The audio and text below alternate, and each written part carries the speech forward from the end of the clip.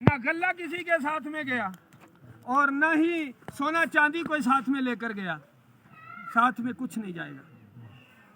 سکندر رومی رحمت اللہ علیہ نے وصال کے وقت فرمایا، آخری جو وصیت فرمایا ساری دنیا پر حکومت تھی، فرمایا کہ جب میرا جنازہ اٹھے نا، میرے دونوں ہاتھوں کو کفن سے باہر نکال دینا تاکہ دنیا دیکھ لے یہ وہ سکندر ہے جس کی ساری دنیا پر حکومت ہے، پر دنیا سے خالی ہاتھ جا رہا ہے۔ دنیا سے حضور نے فرمایا، انسان کہتا ہے مالی مالی مالی، میرا مال میرا مال، فرمایا اس کا مال وہی ہے جو اس نے کھایا ختم ہو گیا، جو پہنا پرانا ہو گیا، جو پیچھے چھوڑا وہ تو وارثوں کا مال ہے۔ حضرت سعید ابن مسیب رضی اللہ تعالیٰ عنہ، جلیل القدر تابعی، حضرت علی رضی اللہ تعالیٰ عنہ کے شاگرد خاص، آپ ارشاد فرماتے ہیں ایک بار حضرت علی قبرستان میں گئے اور قبرستان کے کنارے کھڑے ہو کر فرمایا، او اہل قبرستان، کیا تم بتاؤ گے تمہارے ساتھ کیا ہوا، یا میں بتاؤں جن کو تم نے پیچھے چھوڑا ان کا حال کیا ہے؟ تو حضرت علی رضی اللہ تعالیٰ عنہ کو ایک قبر سے جواب ملا، اے علی ہمارا حال نہ پوچھو، وہ خوبصورت آنکھیں جنہیں ہم سرموں سے سجاتے تھے آج ان کے ڈھیلے وہاں سے نکل کے گالوں پر آ گئے ہیں، اور وہ چہرہ جسے ہم بڑی خوبصورتی سے سجاتے تھے آج اس چہرے میں کیڑوں نے سوراخ کر دیے ہیں۔ اے علی، اگر آج ہمارے جسم پر ایک کیڑا بھی چلتا ہے نا تو ہمارے ہاتھوں میں اتنی طاقت نہیں ہے کہ ہاتھ اٹھا کے اس کو ہٹا سکے۔ نظر سب آ رہا ہے، ہماری خوبصورتی جھڑ گئی ہے، ہمارے دانت بکھر گئے ہیں، آج ہمارا حسن سب ریختہ ہو چکا ہے۔ فرمایا پھر سنو، جن کو تم نے پیچھے چھوڑا وہ تمہارے چھوڑے ہوئے مال پر سانپ بن کے بیٹھے ہیں، وہ لڑ رہے ہیں تمہاری وراثتوں پر، آج وہ تمہیں بھول گئے، انہیں تمہاری کوئی پرواہ نہیں ہے، تم قبر میں کس حال میں ہو انہیں کوئی فکر نہیں ہے، بس وہ اپنی دنیا میں لگے ہوئے ہیں، اپنی دنیا میں مست ہیں وہ۔ دوستو یہی حال تو ہمارا بھی ہونے والا ہے، ایک وقت ہوگا یہ سورج ضرور چڑھے گا، یہ زمین بھی موجود ہوگی، پر میں اور آپ نہیں ہوں گے، اور اس دن افسوس کرنے سے کوئی فائدہ بھی نہیں۔ مرنے کے بعد ایک مومن کی سب سے بڑی تمنا پتہ ہے کیا ہوگی؟ ایک نماز پڑھنے کا موقع دے دیا جائے، ایک بار کلمہ پڑھنے کا موقع دیا جائے، مگر فرشتے کہیں گے نہیں، اب تم دارالعمل میں نہیں ہو، دارالجزا کے اندر ہو، اب جو تم کر کے آئے ہو اس کا صلہ لینا ہے تم نے۔ میں یہ عرض کر رہا ہوں، مایوسی کی طرف آپ کو نہیں لے جانا چاہتا، آپ تاجر بنیں، آپ ملازمت اختیار کریں، آپ حلال پیشہ اختیار کریں، روزی کمائیں، زمین کو کھودیں، اس میں اناج ڈالیں، آپ کے بابا حضرت آدم کی سنت ہے، آپ حلال کمائیے، مگر اس کے ساتھ اس بات کو نہ بھولیے کہ ہم نے جو کچھ بھی کیا نا وہ اس عالم میں محفوظ ہے، وہ رب کے پاس محفوظ ہے۔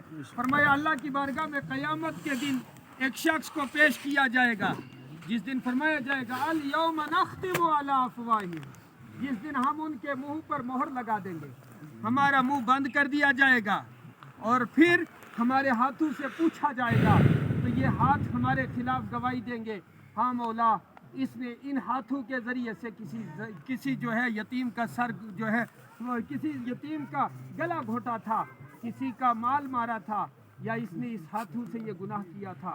آپ موڑ توڑ کے پوچھا جائے گا، انسان پھر کہے گا میں نے نہیں کیا، پھر پیر گواہی دیں گے۔ فرمایا آخری گواہی جانتے ہو کیا ہے؟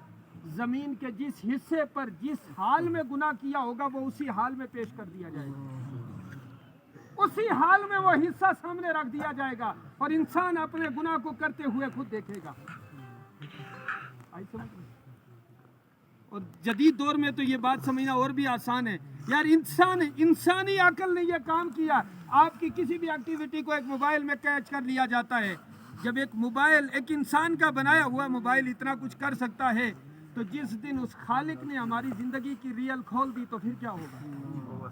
میرے دوستو، وہ رب ستار ہے اور 70 ماؤں سے زیادہ اپنے بندوں سے محبت بھی فرماتا ہے، اس نے تو ہمارے گناہوں پر پردے ڈال رکھے، اگر میرے اور آپ کے عیب ایک دوسرے کے سامنے کھل جائے نا تو ہم ایک دوسرے کو منہ نہ دکھا سکیں، اس لائق نہ رہ جائیں کہ ہم ایک دوسرے کو منہ دکھائیں، مگر وہ کریم ہمارے عیبوں پر پردہ ڈال رکھا ہوا ہے۔ اور دوستو، میرا اور آپ کا کام کیا ہے؟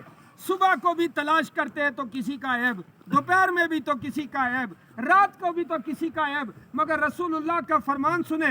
حضور نے ارشاد فرمایا جو مسلمان کسی مومن کے ایک عیب پر پردہ ڈال دیتا ہے اللہ اس کے 70 گناہوں پر پردہ ڈال دے گا, اور فرمایا ایسا پردہ ڈالے گا کہ میدان محشر میں بھی نہیں کھولے جائیں گے, وہاں بھی وہ گناہ نہیں کھلیں گے. مگر ہم نے کبھی یہ کوشش نہیں کی. ہم نے تو دوسروں کی عزتوں کو اچھالنا, ہم نے تو دوسروں کو ذلیل کرنا, اور بہت سارے لوگ جو گناہوں سے توبہ کر بیٹھے ہوتے جب کبھی وہ نیکی کی بات کرتے کہتے تو وہی ہے نا. اب سنیں اس کی سزا کیا ہے. فرمایا جس شخص نے گناہ سے توبہ کر لی اس کے بعد اگر کسی شخص نے اسی گناہ کا اس کو تانا دیا تو یہ تانا دینے والا اس وقت تک نہیں مرے گا جب تک کہ خود وہ گناہ نہ کر لے. ہم اپنے لیے گڑھے خود کھودتے ہیں. ہم اپنے اس کریم مالک کو بھول گئے جو 70 ماؤں سے زیادہ ہم سے محبت کرتا ہے. حضور نے ارشاد فرمایا میرے صحابہ ایک بات بتاؤ, دوپہر کی گرمی ہو, سوا نیزے پہ سورج, دوپہر کی گرمی عرب کا صحرا, فرمایا اس شہر تپتے ہوئے صحرا میں ایک بچہ ننگی ریت پر پڑا ہو, اس حال میں اگر اس کی ماں اسے دیکھ لے اور حال یہ ہو کہ بچے کا حلق سوکھ کے کانٹا بن چکا ہو تو ماں کے پر کیا گزرے گی. عرض کی یا رسول اللہ اس کا تو کلیجہ پھٹ جائے گا, وہ تو گرتی پڑتی ہوئی دوڑے گی اور اپنے بچے کو اٹھا کے سینے سے لگا لے گی. میرے نبی نے فرمایا اللہ ایسی 70 ماؤں سے زیادہ اپنے بندے سے محبت فرماتا ہے. اتنی محبت وہ فرماتا ہے اور اتنی بغاوت ہم کرتے ہیں اپنے مالک سے. ہاں خوف خدا شرم نبی یہ بھی نہیں وہ بھی نہیں. میرے بھائی 4 دن کی چاندنی ہے, ارے اللہ کی عزت کی قسم دنیا کی 1000 سال کی زندگی آخرت کی 1 منٹ کے ساتھ مقابلہ نہیں کر سکتی, 1 ساتھ کے ساتھ مقابلہ نہیں کر سکتے. جانتے ہو میدان محشر کتنی سخت میدان, کتنی شدت کی جگہ ہے.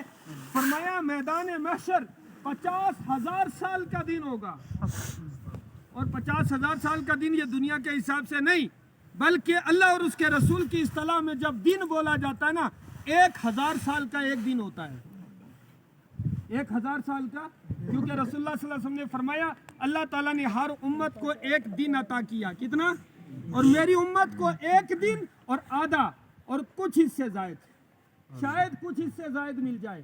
یعنی میری امت کی جو عمر ہوگی وہ 1500 سال یا اس سے کچھ اوپر چلی جائے گی قیامت قائم ہونے سے پہلے. بہر صورت یہ 1000 سال کا جو دن ہوتا ہے نا وہ 1 دن اللہ اور اس کے رسول کی اصطلاح میں ہے. تو اب 50,000 سال کا دن ہوگا. فرمایا 25,000 سال ایسے گزر جائیں گے کہ کوئی پوچھے گا نہیں تم آئے کیوں ہو, تمہارے آنے کا مقصد کیا ہے, یہاں آ کے کیوں کھڑے ہو.